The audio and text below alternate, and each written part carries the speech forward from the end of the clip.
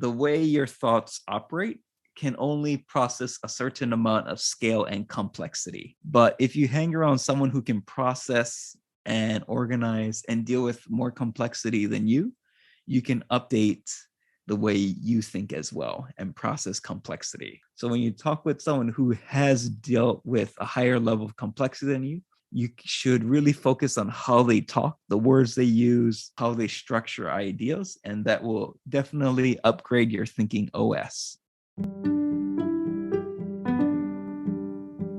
こんにちは、皆さん。Business Success Japan のポッドキャストへようこそ。Hello everyone and welcome to the Business Success Japan podcast. This is your host, Liddy Buchelman. This podcast is made for those who want to develop or strengthen the communication skills, cultural savvy, insights into current trends and conditions, and mindsets that are essential in a Japanese business environment. The helpful, practical suggestions and engaging insights offered here provide listeners with the in-depth cultural context needed to achieve their own version of success while collaborating with Japanese counterparts. Today, I get to share an interview with Tyson Batino. Tyson is a native of Hawaii who came to Japan as an English teacher, worked in human resources, and ultimately founded 3 companies in Japan. He now coaches founders who want to scale their businesses, but we'll hear much more about his work during the interview. You'll definitely want to stick around for that. But before we hear more from Tyson, let's go over a little bit of Japanese. In the previous episode, we learned the word for recruiting, kyujin.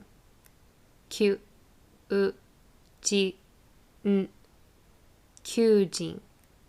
This week, I want to introduce a word that most people with any familiarity with Japan likely already knows because it underlies so much of how interpersonal relationships are structured in Japan.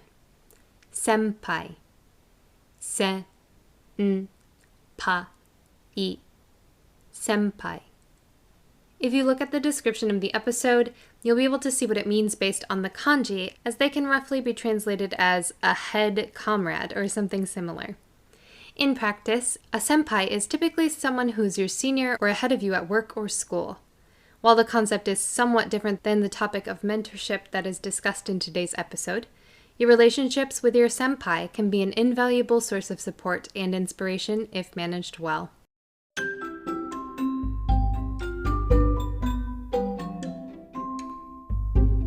And I also just have one more note before we officially get into today's interview. If you're enjoying the podcast and want to keep the content flowing, please consider doing one of 3 things. If you haven't already, please go ahead and follow or subscribe on whatever platform you're using, and consider leaving a review as well. This helps the podcast reach new listeners who could benefit from the information shared here. If you have a favorite episode, please go ahead and share it with a friend or colleague who you think would enjoy it. And if you would like to help make sure that I stay well caffeinated enough to keep putting together these episodes, please consider offering financial support at the podcast's new Ko-fi page. You can find the link to do so in the description of the episode.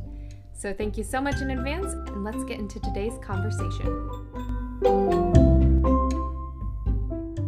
Hey everyone, my name is Tyson Batino. I'm originally from Hawaii. I've been in Japan for about 17 years now, and I co-founded multiple companies, but my most successful one is called One Coin English, and we have 11 locations, I think about 160 to 200 employees at the moment. And yeah, I think we're officially either the 7th or 8th biggest English school chain in Japan for adults after GABA. So then can you tell us a little bit about your history with Japan coming from Hawaii? Sure. So I originally came with a large English conversation school called GEOS, which no longer exists. And I taught in the boondocks for about 1.5 years. They sent me to a place that has snow each year, which was something I couldn't get used to. So I moved down to slightly warmer climates in Nara and taught at the elementary school for maybe 4 years. 3 years. Then I went to Japanese school for 1 year and passed JLPT. Realized I didn't want to do translation, taught for 1 more year and moved to Tokyo. And luckily, I think in 2010, I joined Interact, which is they have around 3,000, I think, full-time teachers in Japan. So I think they're one of the biggest employers of Westerners in Japan. And I got promoted as a manager, trainer, and I would say that's really when my business career started. And I was put in charge of the biggest education department in Japan, which is Yokohama City. I rocked it out for 1 year and did a total of 3 years in Interact as a manager, but pretty much did what I could. And then started One Coin English, which was luckily I was introduced to my co-founder by an employee who I managed at Interact. I saved his butt on a couple occasions, and he more than repaid the debt with the introduction. Can you tell us why you decided to not go into translation? Was there any specific reason for that? I think some people are built for it. I am not. And to be specific, I like talking to people and I like doing visually creative work.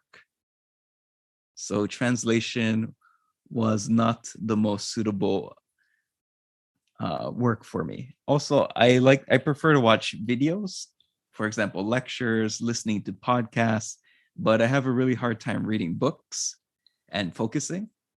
So I think someone who can read books, loves books, can focus on the written word and do it for hours on end is suitable for translation. Yes, I would probably agree with that. You don't want to get involved in a career that's not well suited to your interests. That's for sure. So you mentioned starting several businesses, but where did you end up now? What are you doing now? So I guess I would say my entrepreneur career started with One Coin English in 2013. I worked as HR director for the foreigner side, did recruitment, management, training, built the curriculum, and pretty much from day one, we were planning to go national and take over Japan, which we still will if it wasn't for COVID, but it's going to happen. And so it's been prepared for that. But then what happened was we had the Japanese system and the foreigner system. And you can't really have two different HR systems, two different operational systems. So I had managed to train all the people under me. So I had recruitment department leader, I had training managers, and basically I just trained them and passed everything to them. And I started our subsidiary company, Japan Switch, in December 2018. Built that up really quickly until COVID hit, but I'm still running that now as the director of Japan Switch, and we have 2 locations. Yeah, actually, so in April, our COO stepped down, and I wasn't the COO, but I took over operations while running Japan Switch simultaneously. And sorry for kind of rambling, but it's been such a crazy 3 years, meaning with the second business, I think I built it up to around $500,000 in revenue in 1 year, being a morning only, beginner only Japanese language school, which was insane. I worked insanely hours to do that. Then COVID hit. Then I continued to work kind of like, 60, 70 hours a week just to make sure we could grow the business in COVID since we were a physical location. Then right when I got the Japanese school growing, and so we're actually bigger than we were pre-COVID. And once that finally settled down, our COO had to step down. Then I'm like, can I ever get a time to take a break? Then I ran operations for about 6 months and also had to pull in crazy hours because there's just so many parts of our operations that needed to be more centralized, more coordinated, and kind of, improve communication inside. But During the operations kind of burnt me out. And my wife had to move to Hokkaido for a family reason. So right now, I'm running the Japanese language school Japan Switch for half my week. And on the rest of the week, I created my third company called Scaling Your Company, which I help business owners with HR, recruitment, operations, and marketing. Since I've done all of those roles, and I can help a company scale up to the 5 to 10 million range in each of those areas. Thank you for breaking that down a little bit for us, especially these past 3 years. I'm sure that things have been a little bit crazy. But do you feel like you've been able to reclaim a little bit of time back, just maybe having some physical distance from Tokyo now? Yeah, it's helped a lot. I would say definitely helps a lot, because when I was running operations, I had like about 100 to like 100 requests a month, and we could probably only do about 20 requests a month. So like the demand for things to get done versus the resources was quite a big imbalance. So it was crazy doing that. But now that I was able to pass operations to someone else, so you'll continue to hear this trend where I'm doing something, then I train someone, then I pass them to do it, and I move on to the next thing. Repeats itself again and again. But yeah, now that I've been able to pass that with Japan Switch, a lot of it, because we only have about 250 students, and let's say the scale isn't so, or for mine, it's not so big, it's pretty easy to run. And also with my coaching business, most of the challenges that my clients bring to me, it's pretty easy. So it's I can do things really quickly now. And yeah, I'm enjoying not having to work 60 to 80 hours a week for the first time in a very long time. Right. I'm sure that that's a big relief now. Right now, I can focus on being effective instead of working hard. Hence the learning new things, establishing systems, and then passing it on to the next person. Way back when we were kind of brainstorming what to talk about in this conversation, you mentioned to me that you feel like you had a little bit of a slow start with your career when it came to education. Would you mind sharing a little bit more about that and how you overcame it? I originally came as a teacher, and I taught for a total of around 6 years, I believe. So when I joined Interact as a manager, I got my first, I would say, real business position at the age of 28. And I had no formal training in, how to write business emails, how to do presentations, how to do business communication, how to do business planning. Everything started from, square one. So I was lucky that the team I worked with was very friendly. I think they were all in a similar boat, so they could sympathize with, starting from zero. So they supported me a lot with that. And I was lucky to have a mentor as well. And this is a very unconventional thought. And I'm surprised, like I've never heard anyone else say this, but my mentor made more money than I did. Quite a bit more money than I did, but I actually bought him lunch every week. So one of the ways I overcame, so I did have a slow start, and I know you want to ask like how I overcame it, but one way I overcame it was by buying lunch for my mentor, who definitely made more money than me, was a step higher than me, but I was paying for the education and just to be around him to absorb his knowledge. And I think that probably saves me, even though I worked there for 3 years, I would say that saved me like 1 year of education just by going to lunch with him for like, let's say 6 months. So it's important to invest in your relationships. And sometimes that's in a little bit more of a literal sense. And yeah, I think I think a lot of people, I've noticed this myself, they have this bias where if someone makes more money than you, they're the one who should be paying. So the richer person is the one who has to pay, is a bias that I think a lot of people have. And I think it's actually should be the opposite. If you have a manager, you should be taking them out for lunch and treating them, because the education you're going to get from that 1 hour is way more than that 1,000 yen lunch. Well, could you tell us a little bit more about how you made sure to get the most out of that time that you had with your mentor? What are some strategies or mindsets that you used? I always had a notebook ready with me. So it'll be kind of weird. Like we'll be walking to a restaurant and I had a notebook and a pen attached to it. But every time we met, there always was a purpose, meaning there was some challenge that I was facing, and I wanted to hear his opinion on how he would solve that challenge. Yeah, that's great. Have intention and be prepared to record what you're learning. Definitely. And also, it's taking a note of what happened as a result of that, then also following up with what happened and see what my mentor would say in response to that. Mhm. I would also ask him a lot about, what are you working on? What are the challenges you're facing? How do you plan to solve that? And just really trying to absorb the way he thought. And the reason I think this is important, which I didn't know at the time, was when you have less experience, or let's say less experience solving problems, or the way your thoughts operate can only process a certain amount of scale and complexity.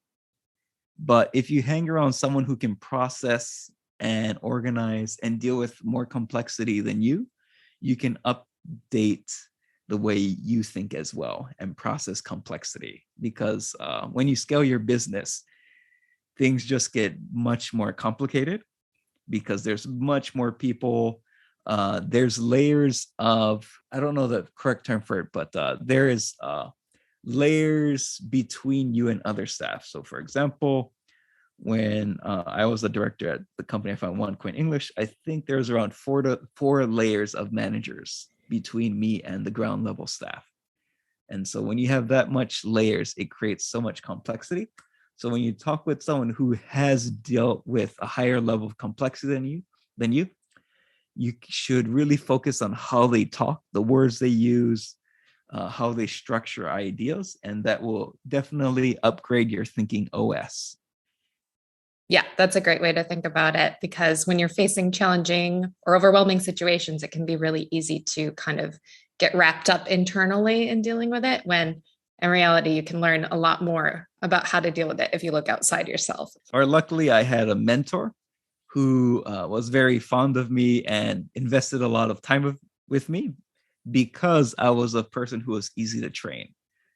And so I guess one thing is, if you do find a mentor, so if you do something good, you don't need a strut to your mentor, because your mentor has done things at a much higher level than you. So anything you strut about isn't really that impressive. I would say the best way to, if you do find someone who is interested, I would say listen and avoid strutting, because when you strut with someone at a higher level, you're kind of wasting their time. And what I mean by that is, so I do talk with entrepreneurs from time to time, and like I think for half the conversation, they'll like continue to try to brag about their successes. And from my point of view, it's like, this is totally wasting my time, because it's not that it's not interesting. It's I don't really learn anything from it, so it's not really that interesting from my end.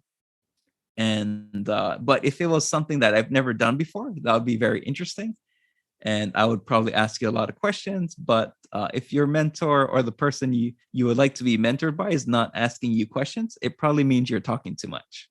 If you're busy trying to impress your mentor, you're probably not posturing yourself as someone who's teachable. Exactly. If you're talking about your successes instead of asking me questions, I feel you're wasting my time. It's let's say solve, because the way to grow is to solve problems. And rather, let's say if you spend your time asking your mentor about problems you're struggling with, you'll grow faster and they can feel like they're actually providing you value. But if you're just trying to strut or trying to get validation, it's you're misunderstanding the relationship. It's with the mentor-mentee relationship, it's a problem-solving relationship. It's not, let's say, receiving validation or not. And I'll give a good example, but I oftentimes get entrepreneurs and they're like, oh yeah, like I'm really killing it doing this type of marketing. And let's say they'll go on for like, I'm nice about sometimes I'll interrupt, but like 10-20 minutes, and it's like, you just wasted 20 minutes. You could have asked me to solve, we could have solved two big problems in this time. That makes a lot of sense. I guess the last one is one of my friends invented smartphone swipe technology. So pretty much anything anyone does doesn't really compare. Don't waste your time strutting, and just let's say people at a higher level, they have friends who have done crazy things. So don't waste your time strutting. So then if you were speaking with somebody and they've mentioned that they also feel like they are somehow behind in some aspects of life, either with career or education, what would you say to people who are just kind of seeing themselves as late bloomers? I'm really glad you asked this question, because I think this is something. I mean, just me appearing on this podcast for like 30-40 minutes, and if I just say this to the right person, it could change their life. So I really love this question. And the advice I would give them is, so it is true that in your case, you might be starting late. You might be starting 5 years late, 10 years late, in some cases, even 15 years late. And the first step is to accept the situation you're in, but also recognize that you can catch up. And the reason for that is, if you make the right decisions, and what I mean by right decisions is, if you make decisions that save you years, so you make 3 decisions that save you 3 years, you can make 10 decisions that save you 10 years. If you make these big right decisions, you can make up that gap. So, but that also begs the next question is, what is the right decision? And I'll give one example of that, but one was, working with the mentor. So me working with that mentor saved me about, I would say, 18 months. So even though I worked at Interact for 3 years, I would say, because I didn't really get any training from the company, like, formal training. Like, if you work for Google, Microsoft, they give you like ridiculous levels of training, but Interact, not so much.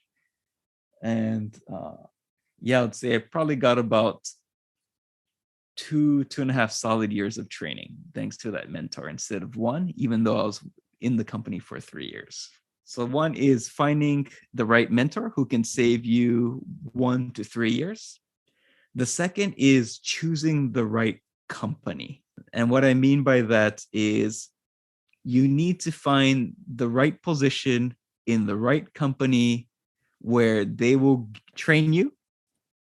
They'll give you responsibility and opportunities to continually grow as you hit certain milestones. So many people, even though they've worked at big corporation, well-known corporation, you could also say some of them are late bloomers, in the sense that they didn't have so much responsibility. They weren't giving so much unique challenges. So it's, if you can put yourself in a situation where you're constantly getting put into new situations and solving new challenges and problems, you can definitely grow much, much faster. The other one is find people who have already solved the problems you're facing, because they're going to know the straight line to get you where you want to go. So let's say, I guess one example is, let's say you're an English teacher and you've been teaching for 7 years, but you would like to become an HR manager. Let's say you join a company where they don't have so much training. And in that way, you'll kind of go like a zigging, zagging. You'll make a lot of wrong turns, but if you work hard, you'll eventually find your way. But if you find the right coach, the right mentor, or the right company who can put you in a straight line, you can avoid going in all those let's say off-road journeys that end up really just taking you back to where you were. So actually I should have described that at the beginning. So you're on a road, you're driving to a destination. How can you go on a straight road or straight line as much as possible and not go on all these wild journeys? So then, just based on some of your experiences as an HR manager, can you point to any common things that tend to hold people back from that growth? Yeah, I think I have three big ones in mind. And the first one is they do not invest in themselves. And what I mean by that is, so not everyone's lucky enough to work at a company like Google or Microsoft, where they're going to just give you lots of high-level corporate training. And I'll probably include Mercari in this slot. But if you're not in one of those, top tier companies, which has ridiculous amount of money to invest in your education, training, and development, you need to invest in yourself after work hours. So that could involve taking online courses on management, marketing, training, whatever your field is, or reading books on it. The other way I see people not investing in themselves is I know quite a few career coaches, and they end up not having enough clients. And it's so ridiculous because there's I don't know him personally, but I had a friend recommend him. I think it's like Sculpture Japan, and I have a buddy named John Cunningham. But you just talk with these career coaches, and they're going to help you get more money for salary. They're going to teach you how to negotiate. They're going to teach you how to operate in that corporate environment. And let's say, but it's so hard for them to find clients because so few people are willing to invest in themselves. So I think that's the hugest one is so few people invest their money and time to educate themselves, and they expect too much from their company to take care of them. But only you really like companies that are making ridiculous amount of profits or are ridiculously huge can really have those in-house corporate level training. But most, if you're working in a small to medium business, they're not going to have those resources. So if you're in a small to medium business, you got to invest in yourself because they don't have the resources to invest in you. And the other one I would say is one thing that holds people back is they don't know what excellence is. So what I mean by that is when I speak with more entry level entrepreneurs, it's let's say because they haven't experienced what running an organization with 200 people is like, they can't understand the level of excellence in it. And also like if you're doing marketing, if you've never met someone who's a world-class marketer, you really don't know the potential or the possibilities of what can be achieved. Or another one is salesperson. Like if everyone on your sales team is average and you've never met like a person who can develop, like $100 million company, they can train the sales team and they just know everything in and out, that will stun your growth because you don't know what's possible. So you would say it's important to almost have a goal. So find a person who's excellent in the area that you work in and try to emulate them. I would say that would probably be the poor man's version of doing that. And I'll say, like, if you don't invest money in yourself, you get what you pay for. So I would highly recommend invest in a career coach who's going to teach you how to negotiate for your salary, who's going to help you deal with the internal politics and communication challenges and how to present yourself. And you're going to make so much more money in the long run. You're going to climb up the ladder faster, and you're not going to waste all these years, and it's going to reduce your frustration and satisfaction in life. So I have to give a shout out to my buddy, John Cunningham. So those in Japan, reach out to him and he can help you in your career. As for myself, I coach entrepreneurs, and if you work with me, I'm going to blow your mind. So a common thread of what you've been saying and what can kind of help late bloomers make up for lost time is just the ability to focus and focus on your goals. But why do you think people tend to struggle so much in keeping that focus or maintaining it over a long period of time? I think the biggest one, which I really sympathize with people, is not knowing what they want to do. And that's probably the biggest reason for focus. If there's something you really wanted to do at all costs, you would be doing it now.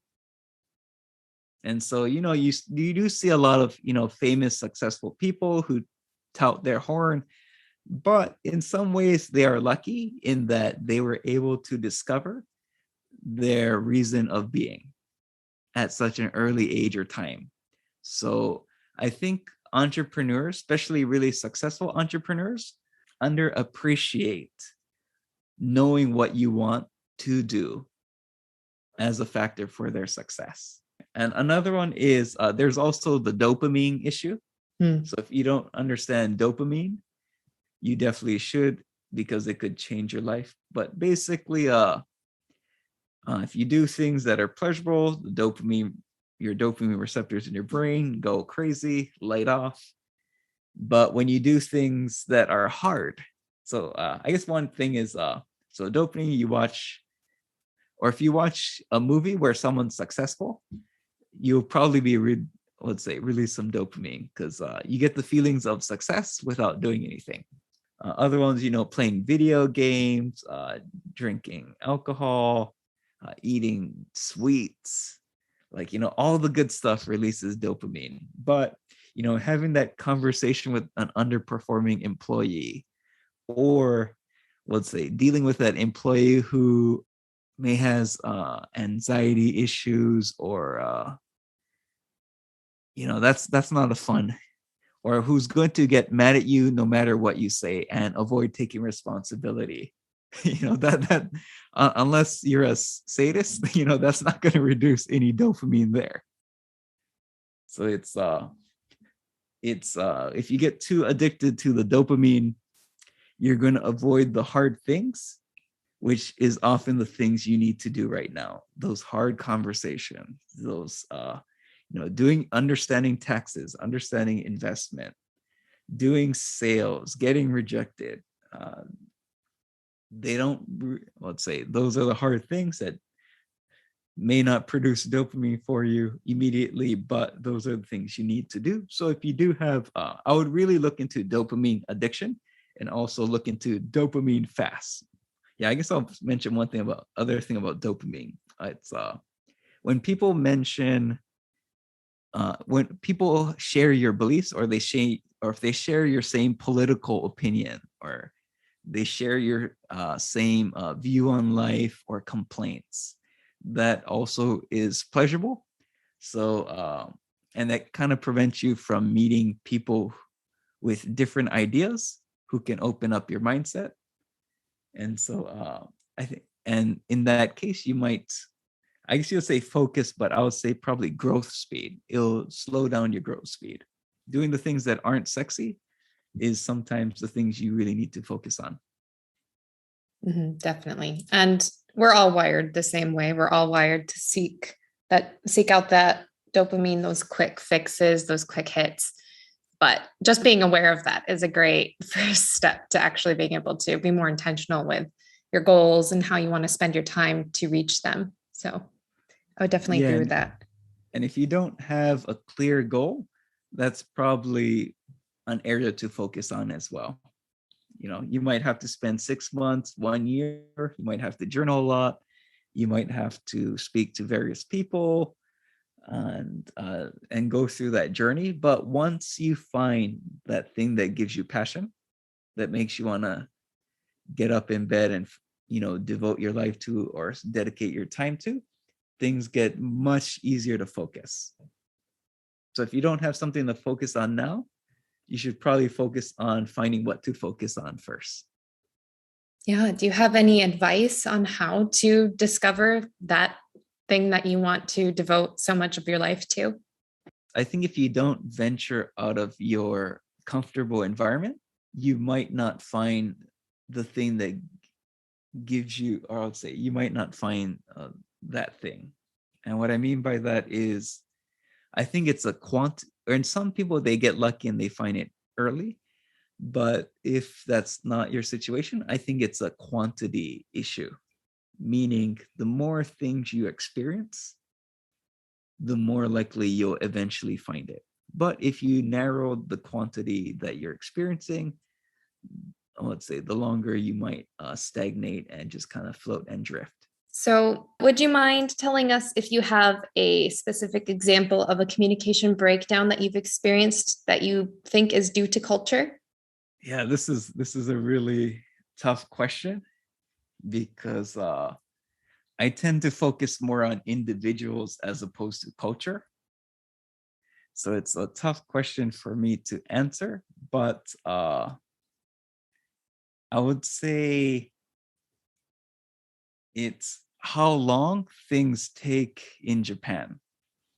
So I wouldn't say there's a breakdown, but in Japan, it's all about building trust. It's getting to know a person and building that relationship. So one breakdown I have experienced is I knew the person and I have alignment. We have the same goals. I want to move forward. And but they're like, oh, but such and such, I have to talk internally. Then it's like, okay, what questions can I answer that'll help you internally? And it's I wouldn't say it happens more often in Japan, but it's a breakdown in communication because they have, even sometimes if they are in a leadership role and they can make the decision, they want to outsource the decision to the group. Whereas if I was dealing with a Western business owner, because they're the owner, they can make the decision right there immediately, and they don't need to consult with their team. That's definitely a great thing to be aware of. And I can call it a breakdown because it's kind of like, we can make you this amount of money, we can make you this amount of time, but I need to discuss. It's like, what is there to discuss? So I'll call it would be a breakdown in my logic. But it's in this case, it's from my Western logic, it's generating revenues is the greatest priority. Therefore, this decision is the most rational decision. But the communication broke down there because in this person's mind, generating the most amount of revenue in the shortest amount of time wasn't their number one goal. It wasn't their North Star metric. Their number one metric, North Star metric, was team cohesion. The most important thing is to know what the other person wants and how you can get there, even if it's a little bit different than what you're expressly going after or what you think they should be going after. Just, it's important to know what they actually want. Yeah. I would say this would probably, I think people overcomplicate Japan, but I think regardless what country you're in, the first part is you have to figure out what the person's North Star metric is. What's the one thing that's guiding them? And once you figure that out, adjust your communication style around that and approach. I would like to answer one of your questions.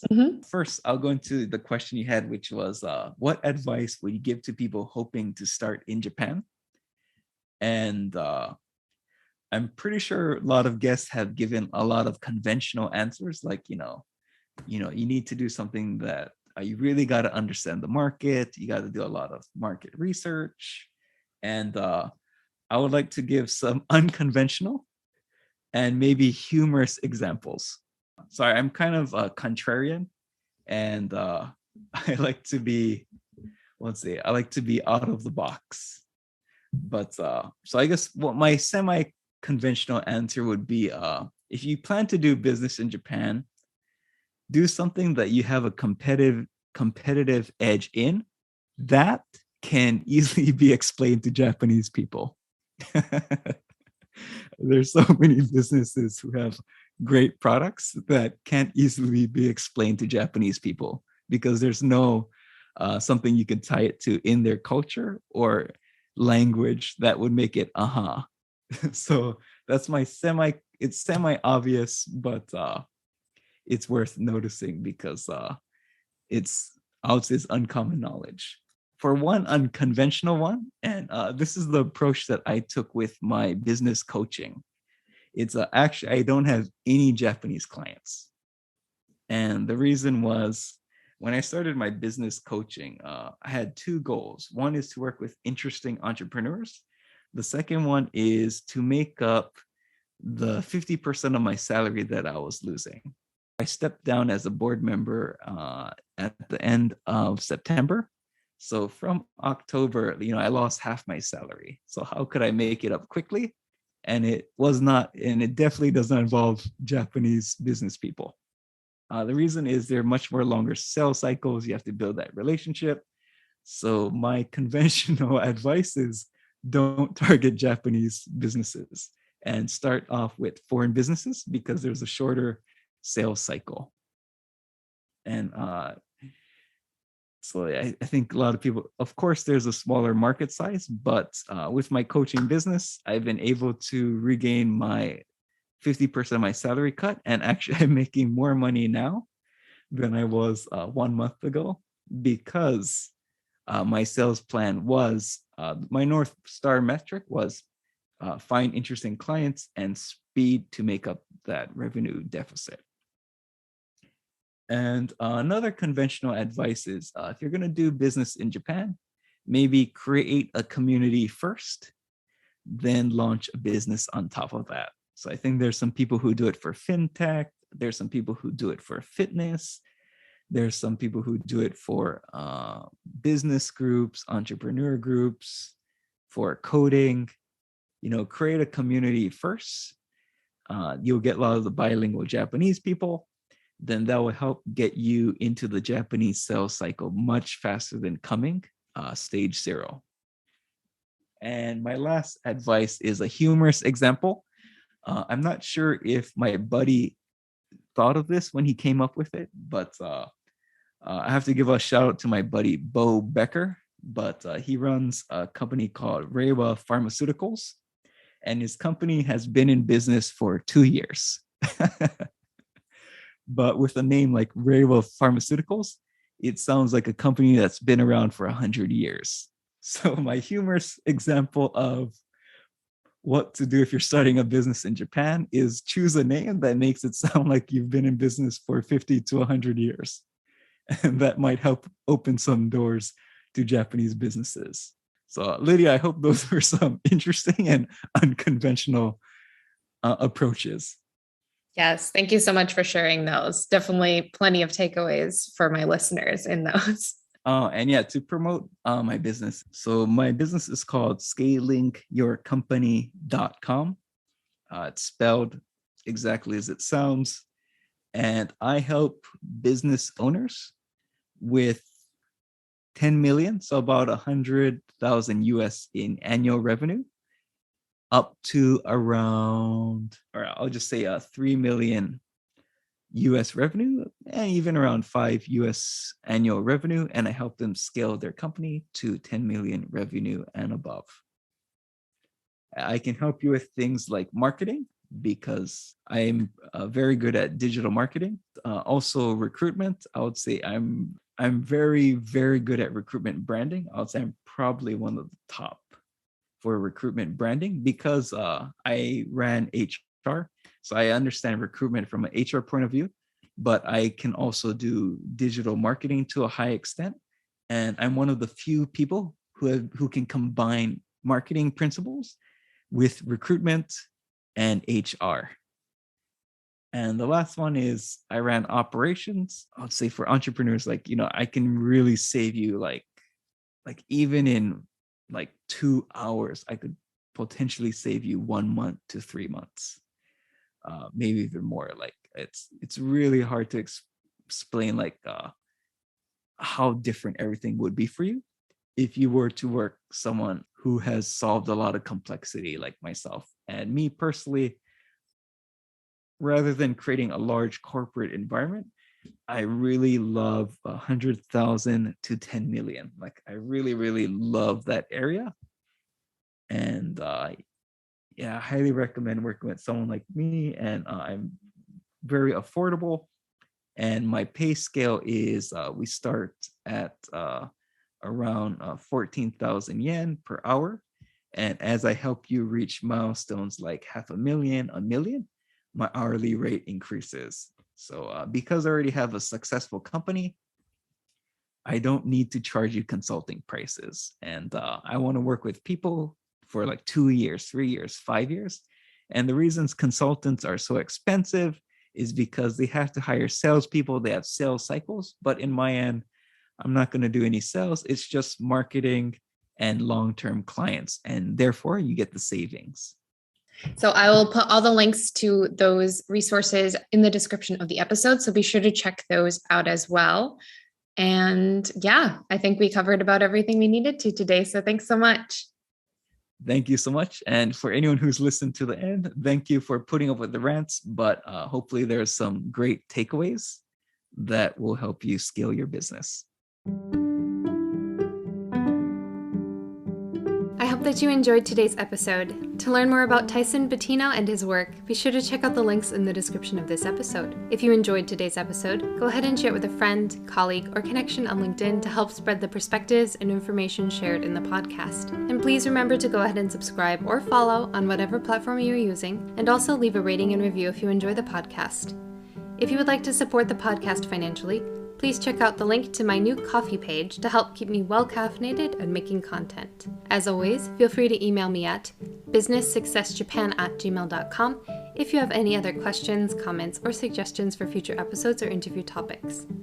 Also, be sure to reach out if you would like to contribute as a guest on the podcast to share your own cultural insights into doing business in Japan. I'd love to hear from you directly, so if you'd like to leave a voice message, you can find a link to do that in the description as well. But for now, remember that the more you learn, the more confident you will become as you explore all of the opportunities Japan has to offer you. Until next time, mata kondo.